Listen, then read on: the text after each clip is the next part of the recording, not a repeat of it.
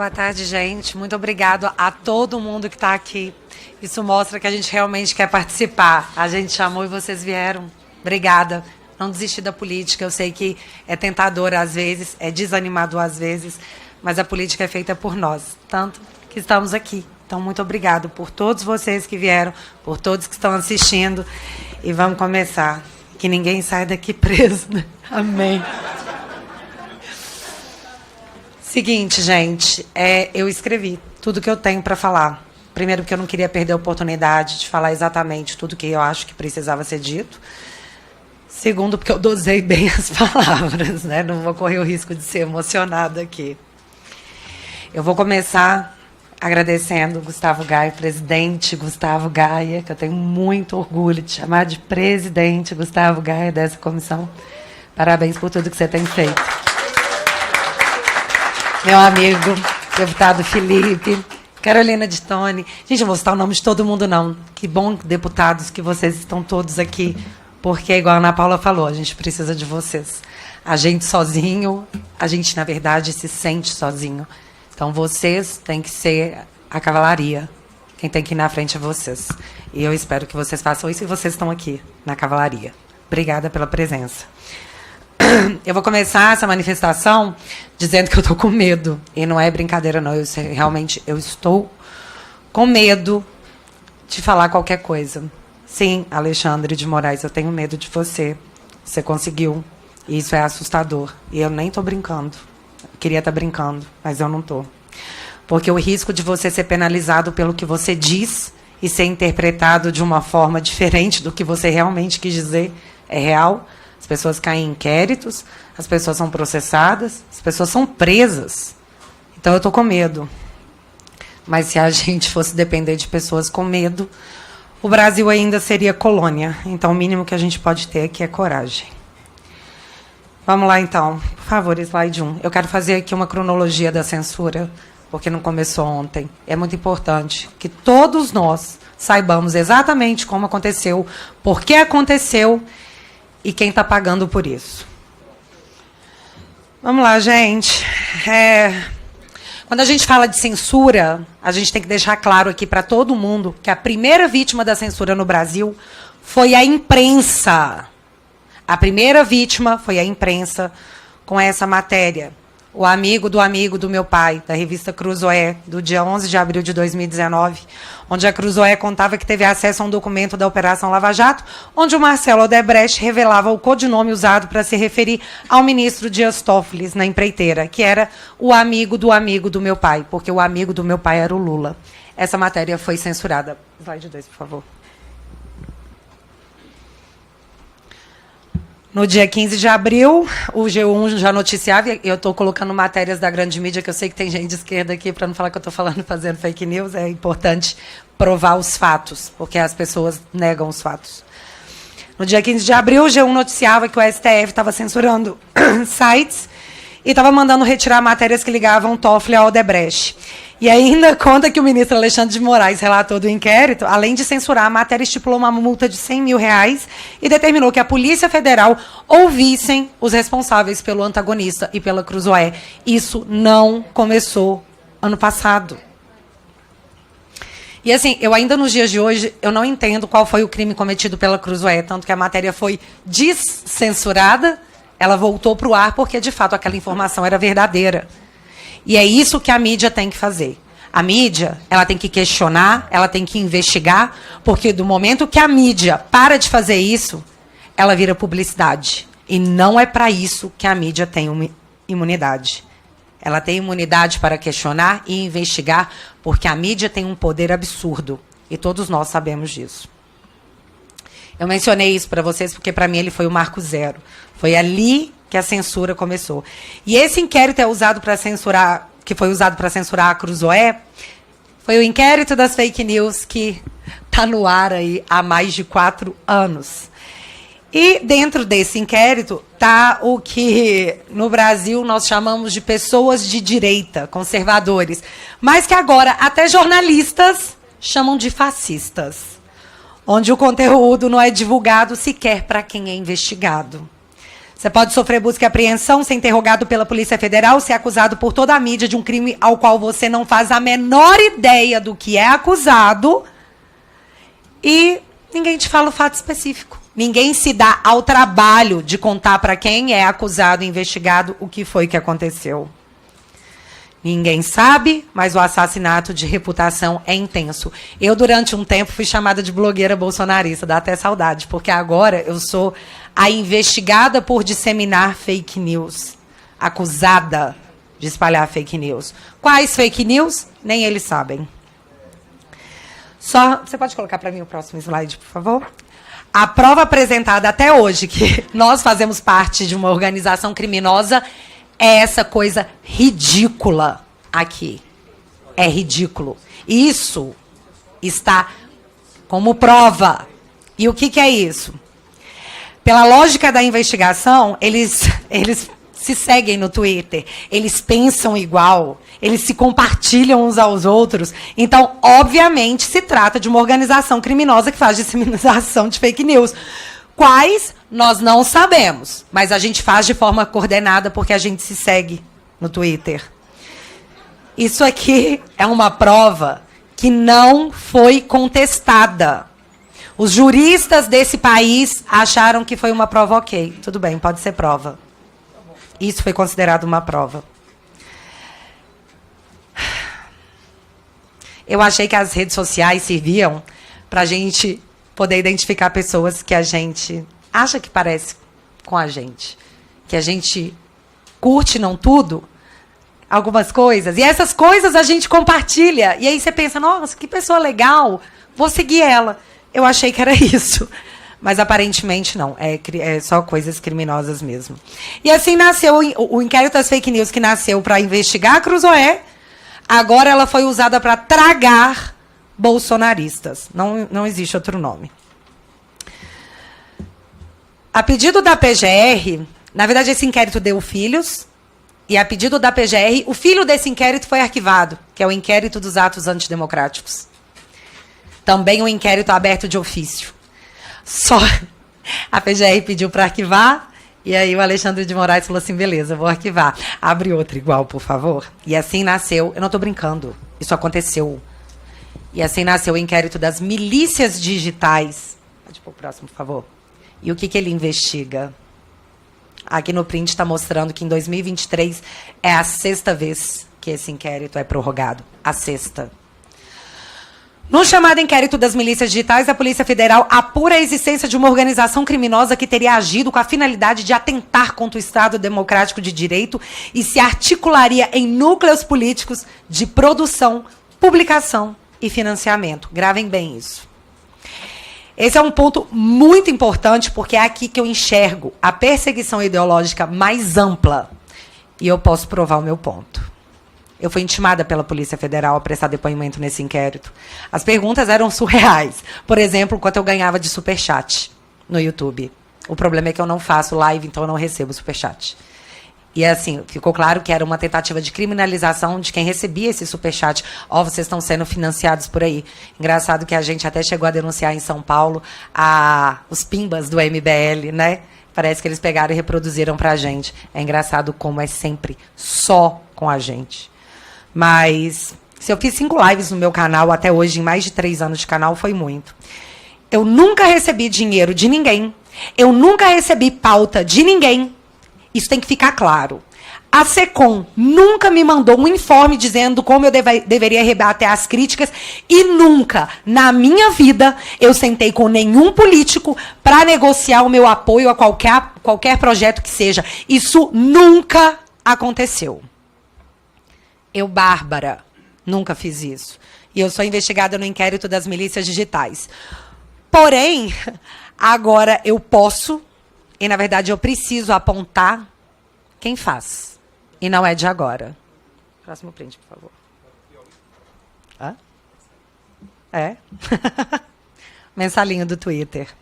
Em 2018, estourava o que toda a mídia chamou de mensalinho do Twitter. Em 2018, galera. Onde empresas de um deputado do PT contratou influenciadores digitais para postarem conteúdos favoráveis a candidatos do partido. Como Gleisi Hoffmann, que hoje é presidente do PT, como Luiz Marinho, que hoje é ministro do Trabalho, como Wellington Dias, que hoje é ministro de Desenvolvimento. Isso aconteceu. Você sabe quantos inquéritos foram abertos pelo STF para investigar essas pessoas? Nenhum. Sabe quantas buscas e apreensão essas pessoas sofreram? Nenhuma. E apesar de todas as provas, porque eram vastas provas, inclusive uma pessoa envolvida, ela fez uma espécie de confissão. Sabe quantas pessoas responderam criminalmente por esses crimes? Nenhuma. Só que isso foi em 2018. Já é um tempo distante, né? Vamos vir aqui para 2022? Próximo print, por favor. Milícia digital do PT ganha espaço no futuro governo e estreia muito mal. Essa matéria é de novembro do ano passado, para a gente não falar que é muito antiga.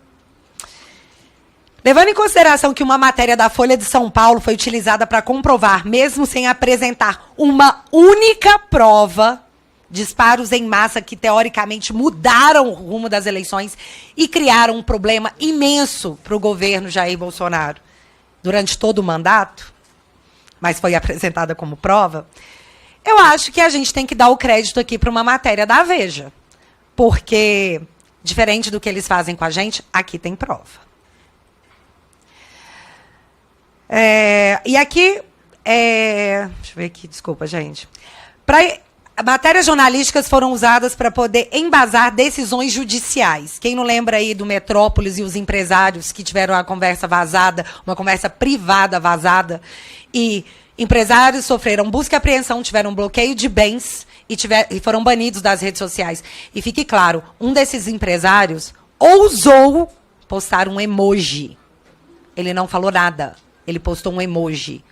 A justiça desse país considerou como prova, pegou esse material e promoveu esse avanço inacreditável em cima de empresários, onde tudo não passava de uma conversa privada de WhatsApp.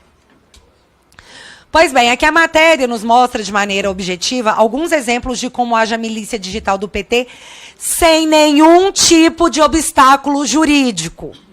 Próximo print, por favor. Esse é o deputado Janones. Aqui ele está contando que a SECOM enfiou 13 milhões de reais, período eleitoral, tá, galera? Enfiou 13 milhões de reais o dinheiro do povo na Paraná Pesquisas. Essa notícia é falsa. A própria matéria coloca embaixo. Irresponsável. A denúncia é infundada de que o Planalto gastou 13 milhões com o instituto que trabalha para o PL. Isso foi em período eleitoral. Nada foi feito. Judicialmente, nada foi feito. Tanto que não para, né? Está aí até hoje. Mas eu preciso abrir aspas para a matéria, porque eu não tenho coragem de colocar em palavras minhas. Porque eu posso ser acusada de fake news. Então, eu vou colocar nas palavras da Veja. A milícia digital petista atuou desde o início com método e organização. Muitas das fake news varreram as redes sociais com ataques ao candidato do PL, foram produzidas por uma equipe de jovens militantes sob a coordenação de Janones. A matéria-prima, além dos acontecimentos políticos do dia a dia, foi colhida em fóruns na chamada Dark Web, ambiente da internet onde é possível comprar e vender informações sigilosas e discutir assuntos, inclusive ilegais, sem deixar rastros. O passo seguinte da estratégia era mais simples. As estações eram transmitidas a grupos de transmissão, do qual faziam parte jornalistas acomodados ao PT, políticos famosos e influenciadores digitais, como Felipe Neto e Nath Finanças. Próximo print, por favor. Aqui, essa mocinha, eu vou abrir aspas de novo para o que ela fez. Era tudo encenação. A falsa eleitora de Jair Bolsonaro é, na verdade, a streamer Marina Mamed, de 32 anos, uma das parceiras de Janones na empreiteira eleitoral. Ela criou um perfil falso nas redes sociais para se apresentar como apoiadora do ex-capitão. Fecha aspas. E o que nós temos aqui? Eu preciso deixar isso bem claro. Organização, produção, disparo em massa, criação de perfis falsos, disseminação de fake news em pleno período eleitoral. Mas isso não é tudo que eles nos acusam de fazer? Só que isso Só que isso foi uma denúncia da Veja. E eu não vi ainda a Veja ser usada para embasar nenhum tipo de medida judicial. Mas a Folha já. A Folha já foi usada. Então vamos ver a matéria da Folha. Próximo print, por favor. De um passado super distante, conhecido como anteontem. Grupo de influenciadores pró-Lula repete tática bolsonarista nas redes. A matéria diz que, além de defenderem o governo nas redes, eles usam uma tática de contra-ataque que, em momentos de desgaste, eles pegam, então, um momento de desgaste e usam a tática. Usando mentiras contra a família do antecessor Jair Bolsonaro para poder desviar o foco. E, sim, eles dão exemplos. Olha só, tem materialidade. Um exemplo desses é um homem chamado Rony Telles, influenciador de esquerda, que pegou uma fala da Michelle Bolsonaro dizendo que os móveis que ela retirou eram seus, da sua casa. E postou dizendo que a Michelle falou assim, gente, os móveis que eu tirei do Alvorada eram meus, eram da minha casa. Foi o que ela falou. E olha como ele reproduziu no Twitter, abre aspas. Michelle diz que móveis projetados por Oscar e Ana Niemeyer tirados do Alvorada eram seus e criticam Lula. E aí, quando ele foi questionado pela Folha de São Paulo, que foi atrás para perguntar, ele respondeu que era só uma brincadeirinha, que o Twitter era um lugar para coisas mais ácidas, mais sátiras. Era brincadeirinha. Eu não estou brincando. Foi o que o senhor Rony Telles falou. Isso está na matéria. Mas o influenciador na matéria afirma que tem contato com a SECOM e que, sim, recebe material do governo, coisa que nós nunca fizemos. É importante vocês gravarem essa informação, porque eu já vou mostrar o porquê. No outro momento da matéria, a Folha mostra o influenciador de esquerda Thiago Reis, que eu acredito que muitos conheçam, que publicou que a ex-primeira-dama, quando estava todo mundo falando sobre a Janja, tá lá em Portugal comprando uma gravata caríssima, o que para mim é problema dela. Eu não estou nem aí se a Janja compra 50 gravatas de 1 milhão. Se for com o dinheiro dela, o problema é dela. O que eu achei ruim é que não bate muito com o discurso do esposo dela, o atual presidente da República, que diz que a classe média ostenta um padrão acima do necessário e que não precisa de ter 2 televisões. E aí você vai lá e compra uma gravata caríssima numa empresa de luxo. Para mim, é incoerente. Mas não deixa de ser um problema dela. É um problema dela. E qual é o problema que eu vejo nisso? Que esse influenciador também está na matéria da Folha.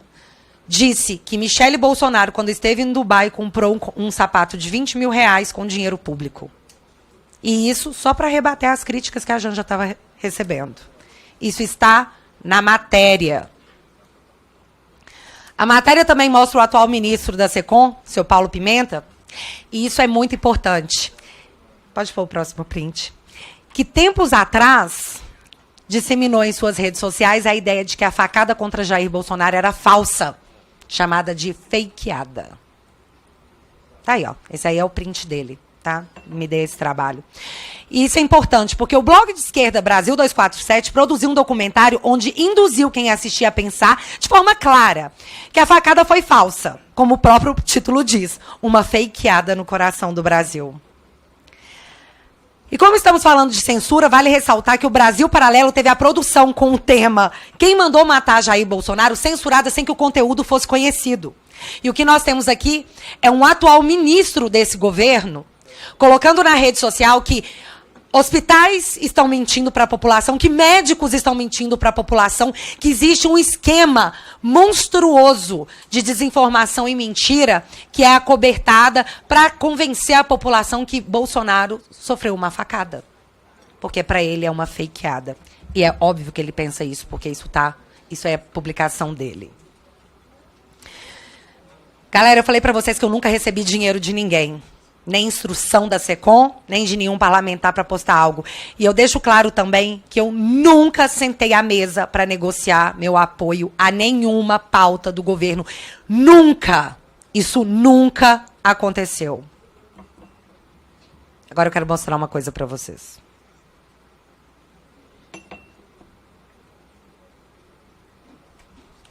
Vamos prestar atenção, por favor, porque é muito importante. Esse áudio que eu vou mostrar aqui é de um dos maiores influenciadores da esquerda, o senhor Thiago dos Reis. Ele não foi vazado, não, tá? Ninguém filmou ele escondido. Foi um desabafo que ele mesmo fez no YouTube. Obrigada, seu Thiago.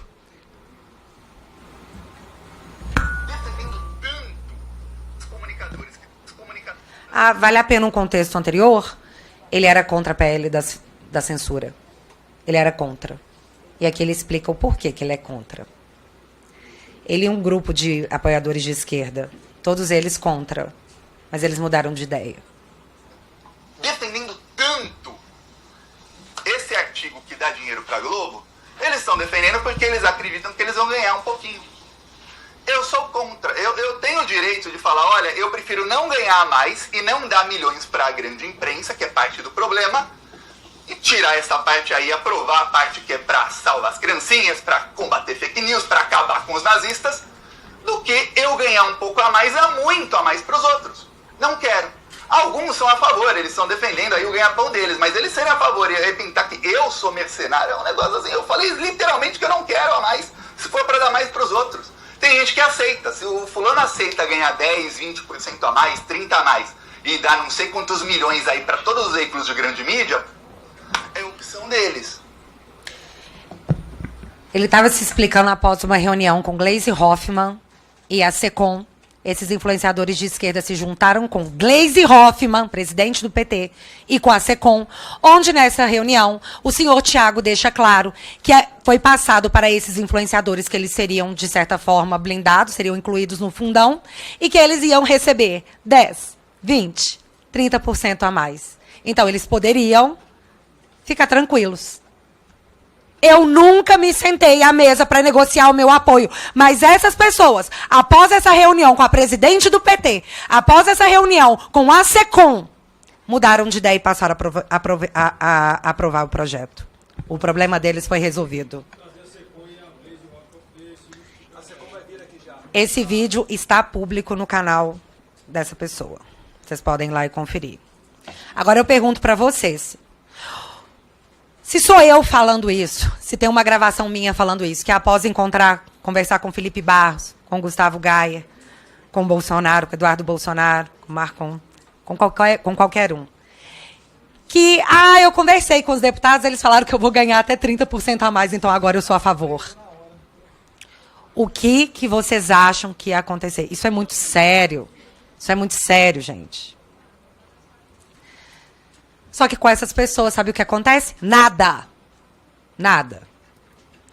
E eis um ponto importante dessa pequena explanação de fatos, porque se os dois lados, supostamente, aqui vamos falar aqui, vamos tentar ser igualitário. Se os dois lados supostamente cometem o mesmo crime e a justiça só persegue um, das duas, uma. Ou não tem crime, ou se trata de uma perseguição ideológica, onde não é o que se fala, mas quem fala. E aqui isso vai ficar muito claro, porque atualmente o Bolsonaro e seus apoiadores são acusados de tentarem um golpe de Estado através do artigo 142, que iria gerar uma intervenção militar, que ele não queria sair do poder. É o que todos dizem. Isso é segundo todo mundo. E segundo todo mundo, é crime. Próximo print, por favor.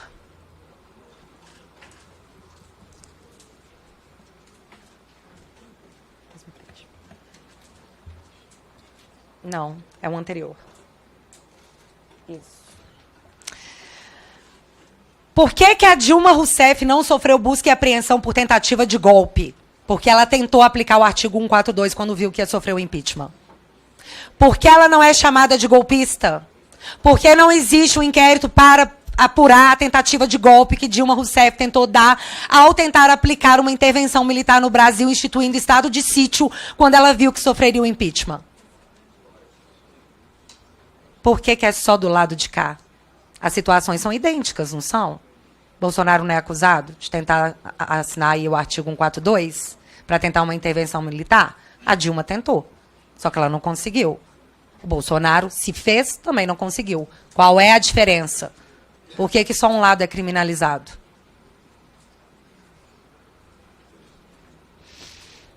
Falando em lei, somente em abril de 2023 eu fui tomar conhecimento do porquê eu fui jogada em um inquérito do TSE em 2021. E eu tive toda a minha remuneração retida pelo Estado com a alegação de se investigar o meu crime. Como o sigilo caiu, eu posso mostrar para vocês agora do que eu sou acusada quase 2 anos depois. Tem 2 anos que eu sou punida sem jamais ter sido julgada. Pode pôr o próximo print, por favor.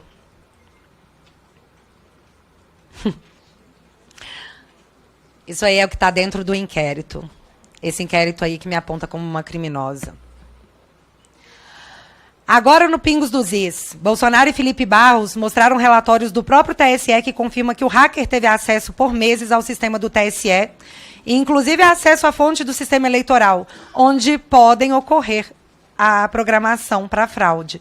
Laudo do próprio TSE, que hoje jura ser intransponível. Peraí. Tem ou não tem? Isso é fake news? Tem ou não tem? Tem. Tem. Esse aqui é o mais legal. O hacker permaneceu dentro do sistema do TSE em 2018, de abril a novembro, no coração do processo eleitoral. Nos códigos-fonte das urnas. Só para informar, para trocar o próximo slide. Você já está lendo o próximo, não é, Bárbara? Não, esse. só nesse.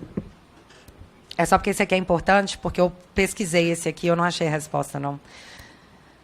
Nos códigos-fontes das urnas. Quando a PF pediu os dados do que o hacker fez dentro do sistema, o TSE respondeu que, ops, foi apagado, foi mal. Isso aqui foi colocado como se eu estivesse atentando contra a democracia, mas tem 3 dias que eu estou pesquisando em toda a internet, em todas as manifestações do TSE, onde eles desmentem essa informação, que está no laudo da Polícia Federal. Se isso é fake news, eu gostaria que me fosse provado que é fake news, porque nós temos um documento dizendo que não é, mas aqui eu fui acusada de fake news. Além disso, tem 2 vídeos transcritos meus. Um que eu explico a live do dia 4, que é justamente essa do documento, e eu gostaria muito de que todos vocês pudessem assistir, inclusive os juristas que estiverem assistindo, para me apontar qual foi o crime que eu cometi. Só que não vai dar, porque o meu canal foi censurado. Meu canal está censurado desde o dia 8 de fevereiro, e nós estamos em maio. E até hoje a justiça desse país não se deu ao trabalho de me explicar o porquê. Porque os meus advogados tentam, tá? A cada 15 dias. E a resposta é assim, não, obrigado por ter tentado. Depois você tenta de novo. Seria cômico se não fosse trágico, né? Eu estou censurada há 4 meses e ninguém da justiça desse país me diz o porquê. E não é porque eu não estou perguntando, não, eu estou. Mas eles simplesmente acham que não é necessário explicar o porquê. Aí eu pergunto, isso tem cara de democracia? Para quem? Para quem? O problema é que, ao mesmo tempo que isso acontece comigo, o Sérgio Cabral saiu da cadeia e virou influencer digital.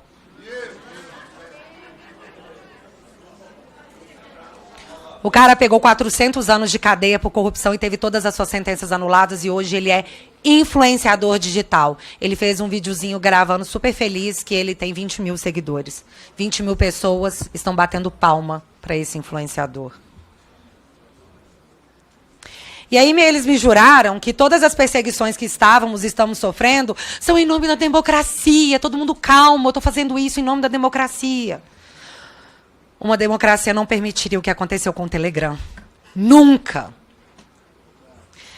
E quem se manifestou contra o PL 2630, que é tão errático, tão problemático, até a Folha se manifestou? Pode pôr o próximo print, por favor. O negócio é tão errado que até a Folha teve que aparecer para dizer que, opa, esse PL aí dá margem para criar quase um soviete, né? Ela não colocou isso, mas é exatamente isso. E isso é apenas um aspecto muito pequeno do quão problemático é esse PL. Tá? Não é para proteger as crianças. Não é para tornar a internet um ambiente mais seguro.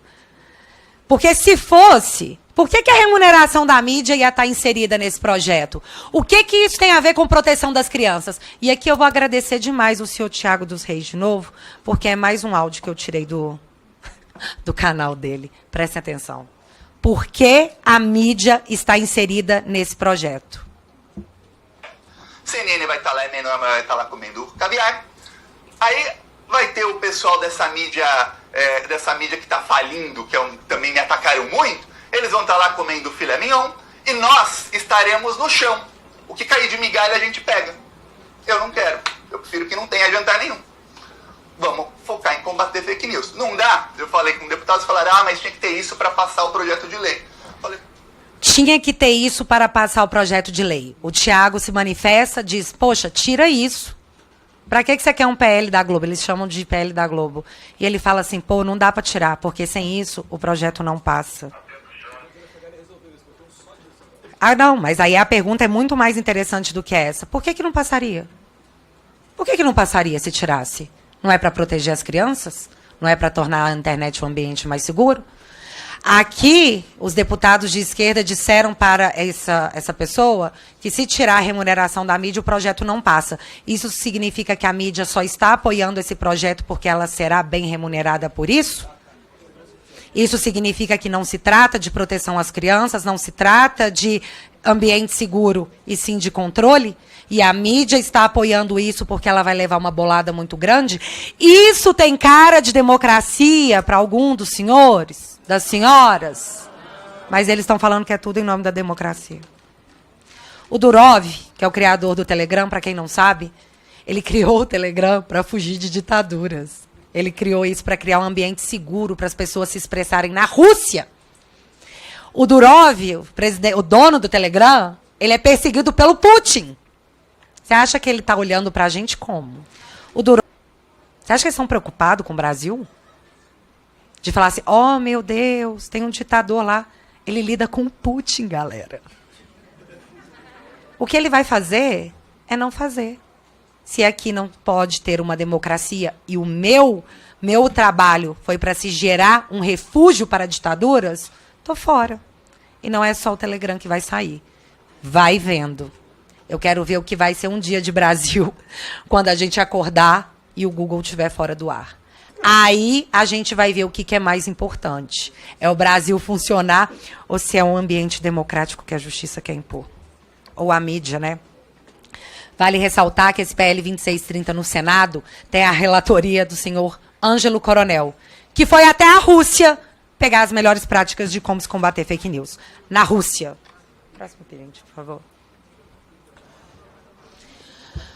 Nós estamos assistindo aqui, esse é eu vi até que o filho do Noblar, estava aqui, Guga Noblar, né? Já foi? Essa matéria é do pai dele, o senhor Noblar, onde ele está dizendo, ele está deixando de forma bem clara, que o Anderson Torres e o Cid vão ficar presos até cantarem. Ou seja, até fazer uma delação. E que como eles estão com cara de que não vão fazer delação, eles vão ficar presos muito tempo. Pode ir para o próximo. O problema é que a gente tem uma matéria aqui do Poder 360, onde o ministro da Suprema Corte, Gilmar Mendes, diz que quem pratica a prisão para forçar uma delação está praticando tortura. Quem falou isso foi o Gilmar Mendes. E nós temos a mídia escancarando para todo mundo que Anderson Torres e Cid ficaram presos até fazerem uma delação. Pergunto, a justiça desse Brasil está cometendo tortura? Segundo o Gilmar Mendes, está.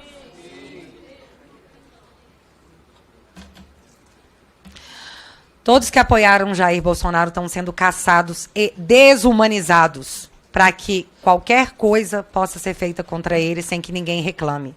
Nazista não tem direito a nada. Então que se faça o que tiver que ser feito para eliminá-los. Isso não é democracia. A minha geração cresceu ouvindo que a geração anterior combateu a ditadura de 64, que lutou pelas liberdades, que lutou para que a gente fosse um país livre. E aí chega a minha geração, chega a vez da minha geração, e ela aplaude a censura em nome de uma perseguição ideológica. E isso não é democracia. Não é. Veículos de mídia foram fechados, canais de opinião foram censurados, o meu canal foi censurado, centenas de pessoas perderam seus perfis na internet para que seu direito de opinião fosse retirado sem julgamento. Assassinato digital. No momento em que eles querem preservar os direitos digitais. O que aconteceu com Cala a Boca Já Morreu? Para proteger pessoas que faziam críticas políticas. E hoje nós temos um movimento de censura que preserva um dos lados. Isso não é democracia. A esquerda disse que era mentira que a internet seria regulada, censurada. Nós fomos censurados porque nós dissemos isso. Vocês lembram? Tem inquérito sobre isso. Inclusive, eu estou em todos eles. Print 17, por favor. Na última vez que eu tive nesse congresso, eu pedi para as pessoas, eu pedi para os nossos parlamentares que eu tivesse o mesmo direito que um corrupto condenado e que um traficante tiveram. E agora eu volto aqui, eu volto a esse congresso para dizer para vocês que o corrupto, um dos corruptos condenados, virou influenciador digital, que o traficante teve o seu helicóptero devolvido porque as suas penas foram, as provas colhidas contra eles foram anuladas pela justiça desse país. Esse helicóptero era usado para poder transportar órgãos, para quem não sabia. Em clima de derrota, a polícia devolveu o helicóptero do narcotraficante André do Rap. Então, a conclusão que eu chego nesse meu segundo retorno a essa Casa do Povo é para deixar claro que, de fato, corruptos e traficantes têm mais direito nesse país. Nada é pior do que ser de direita, conservador, ou ter cometido o pior dos crimes, que foi apoiar o presidente Jair Bolsonaro. Nós temos que ser eliminados.